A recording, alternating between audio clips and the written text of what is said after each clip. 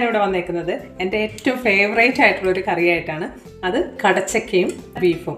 അതിനുവേണ്ടി ഒരു കടച്ചക്ക എടുത്ത് തൊലി കളഞ്ഞ് നുറുക്കി വെള്ളത്തിലിട്ട് നന്നായിട്ട് കഴുകിയതിന് ശേഷം വെള്ളത്തിൽ തന്നെ തിരിച്ച് ഇട്ട് മാറ്റി വെച്ചു. എന്നിട്ട് ആവശ്യത്തിനുള്ള ബീഫ്, അത് കുറച്ച് നെയ്യുള്ള ബീഫാണ്, അത് നുറുക്കി കഴുകി മാറ്റിയതിന് ശേഷം അതിൻ്റെ അകത്തോട്ട് ആവശ്യത്തിന് ഉപ്പ്, ഗരം മസാല, പിന്നെ മഞ്ഞൾപ്പൊടി, മല്ലിപ്പൊടി, മുളക് പൊടി എല്ലാം കൂടെ ചേർത്ത് വറുത്ത് വച്ചേക്കുന്നതിൽ നിന്ന് 2 ടേബിൾ സ്പൂൺ അതും ഇട്ടു. മീറ്റ് മസാല, പിന്നെ സവാള, വെളുത്തുള്ളി, ഇഞ്ചി, പച്ചമുളക്, ചെറുള്ളി, 1 ടേബിൾ സ്പൂൺ വെളിച്ചെണ്ണ, ഇതെല്ലാം കൂടെ ചേർത്ത് നന്നായിട്ട് തിരുമിയതിന് ശേഷം ആവശ്യത്തിന് വെള്ളവും ഒഴിച്ച് അടുപ്പത്തേക്ക് വേവിക്കാൻ വെച്ചു. പകുതി വേവായിരിക്കുന്ന ബീഫിലേക്ക് നുറുക്കി വെച്ചിരിക്കുന്ന കടച്ചക്കയും കുറച്ച് ഉപ്പും ആവശ്യത്തിനുള്ള വെള്ളവും ചേർത്ത് ഇളക്കി വീണ്ടും വേവാനായിട്ട് അടച്ചു വെച്ചു.